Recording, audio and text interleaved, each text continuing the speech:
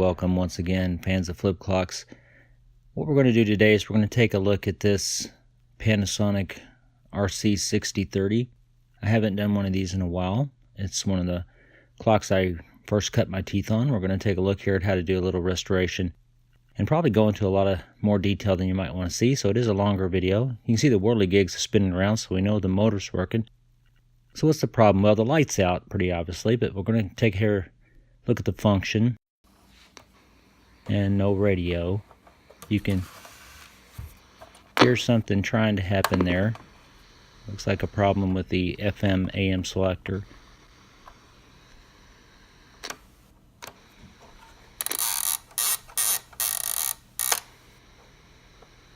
So we know the alarm's working. There's a switch right under here that's not the problem, and the volume is not the problem because it's not hissing and popping when I turn it. So pretty sure it's going to be the FM AM selector. So we'll take a look at how to take care of that business.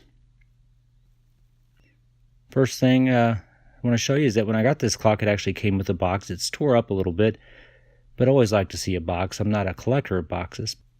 Now this is the stuff. I just want to take the time to show you this. There's some really cool stuff here, something I've never seen here, but the operating instructions I've seen before, of course. But here you'll notice that the operating instructions are for the RC-6025 and the 6030. The 6025 being the Groundhog Day Clock. These are the service centers. You can see all the service centers in the United States, but check this out. This is Canada.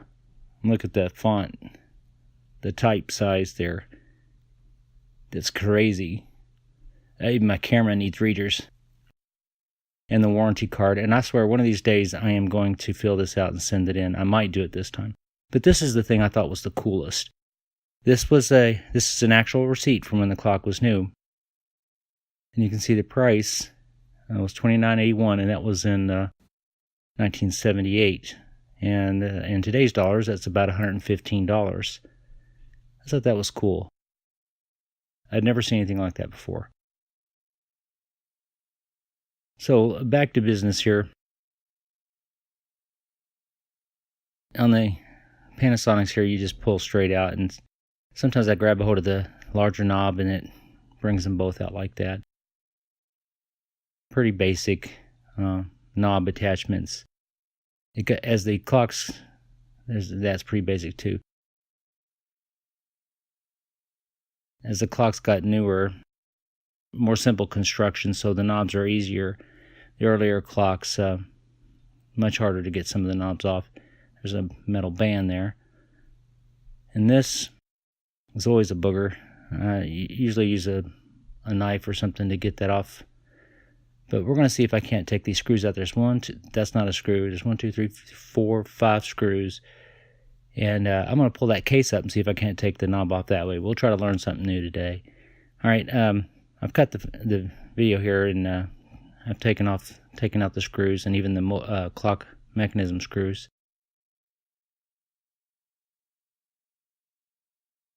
And that idea did not work.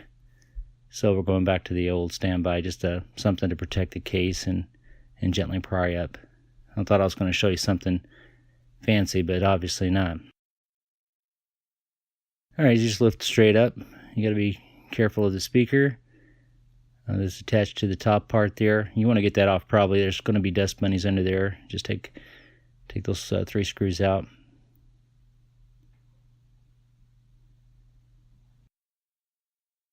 This tends to want to get lost. It's a piece of felt, like a dust filter that goes over top of the FM AM selector.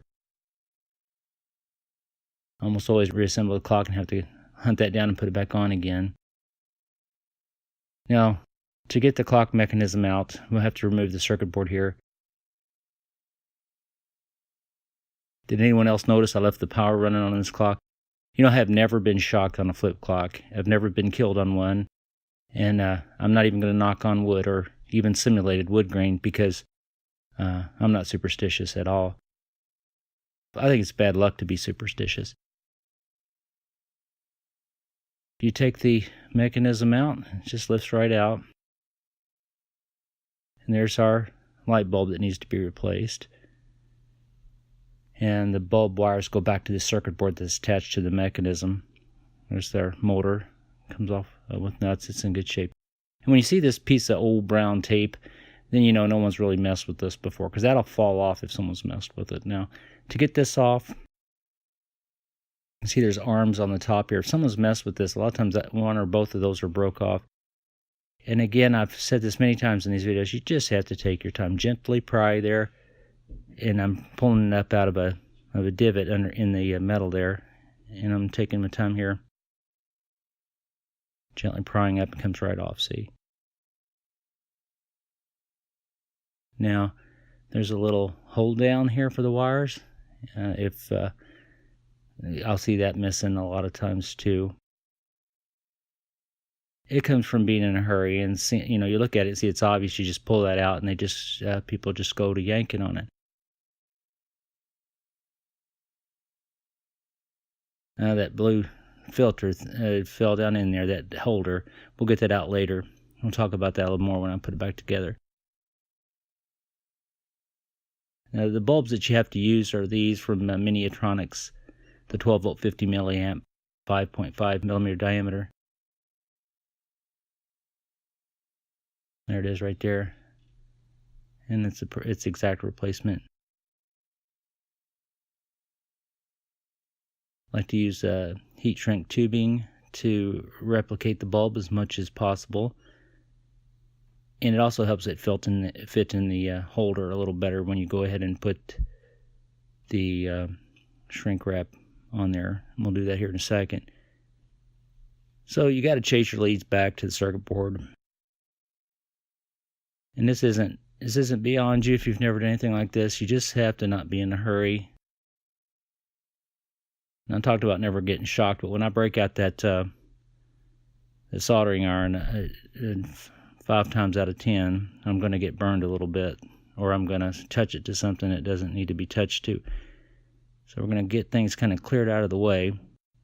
I think right there and right there.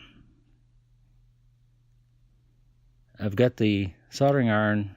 This is one that you can set the temperature, and I've got it up to about 400 because sometimes this old solder takes a lot of encouragement to let loose.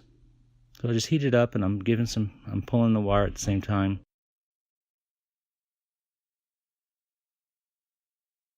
And there, it came loose. Now some people, they want to talk about taking the solder or using something to suction the solder out, or you really don't need to do that if you know what hole you got it out of, and I'll show you when I put the bulb back in. I'm not knocking you if you do that, but there's just not that much solder here. And again, you heat it up. Try not to touch the other components there. There. That left a little hole there. I don't know if you can see that. That one will be easier to put back in. And just for posterity, we'll take a look at the bulb. There's a part number on here. XAMR58A. I typed in part numbers one time, and I actually came up with a place that had those part numbers listed, and I thought, well, jackpot, I'll just order all these parts and put me together a clock. And I actually placed the order, and they had to come back and tell me that those parts didn't exist. Now thinking, well, why are they on the internet then? But anyway, that's a true story. So we see that the shrink wrap's up on the bulb a little bit, and we'll do it the same here. And we'll heat it up with just a regular butane flame. It doesn't need to be that hot. You can use a heat gun, but you notice I use the blue part of the flame. I learned to do that because it doesn't discolor that. It's not as hot right there. It doesn't get smoked out or blackened. I didn't make it exactly the same size. If I was a perfectionist, I'd cut that down a little bit. That's just not necessary. That's going to serve its purpose to hold that bulb in the holder. Okay, so to put it back in, you kind of keep an eye on where did you pull it out at. And now this one, there's not a hole, so I'm kind of pushing it in the hole on the back side. There's not a hole through the solder. I mean, there's a hole on the back of the circuit board. Heat that up, and there the wire comes straight through. Now sometimes they use a lot of extra solder, and I don't even need to apply any more solder. In this case, they were being sparing with their solder.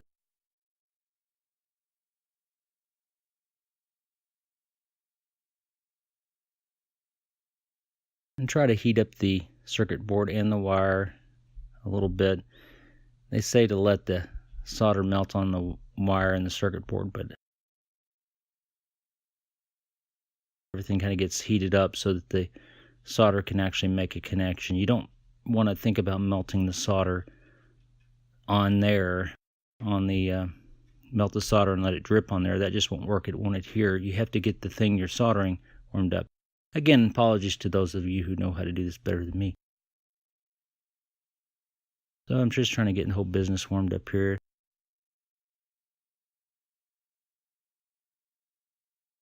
Yeah, I don't like the looks of that too much.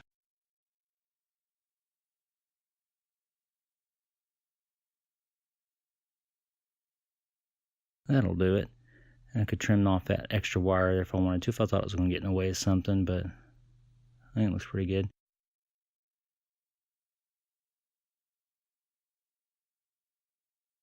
Alright, we've energized and we've got a working light bulb. Now, you want to thread it through like this. Remember, there was tape here. We're not going to mess with that. I think they did that just to make the assembly easier. They were probably assembling different parts, different areas. So you just kind of fit that in there. Now, sometimes there's crud in there from left over from the heat shrink tube from the old one. You actually have to scrape that out. This one is in great shape. Sometimes they've been used so much they've faded the blue out even. Again, this one doesn't have any of those problems. And this is another time where you could break it. If you just take your time, you don't have to break it. And it's pretty self-evident. But again, I'm just going to show you. Walk you through these things. Place it on here. And when you push that back through there, you'll hear it snap into place. It's in good shape. Again, I don't put a tape there. There's no reason for it for our purposes. And there we go. Everything's lit up. That part's done.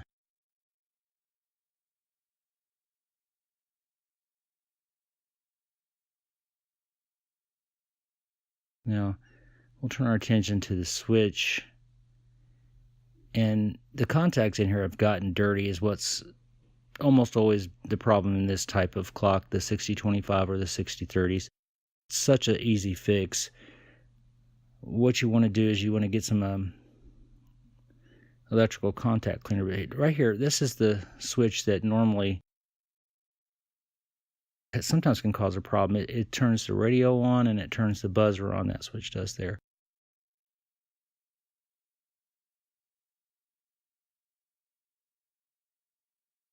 Helps if you plug it in.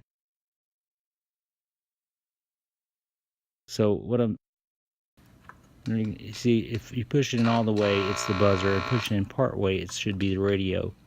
That should be playing radio right now.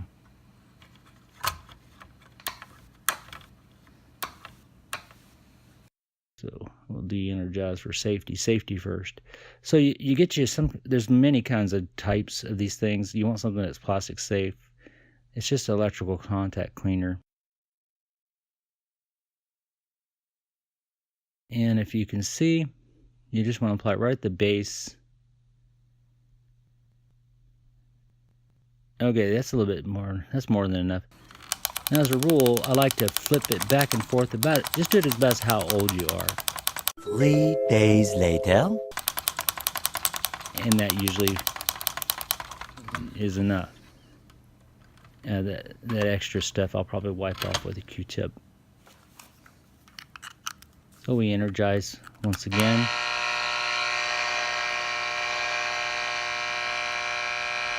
That's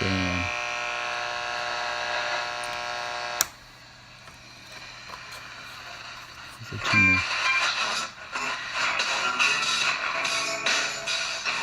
Tom Petty. I cannot believe he's passed. Terrible. Love Tom Petty. Shoot, back in the day, you'd be listening to Tom Petty on the radio like this. And it has really good sound. That's the actual sound of this radio.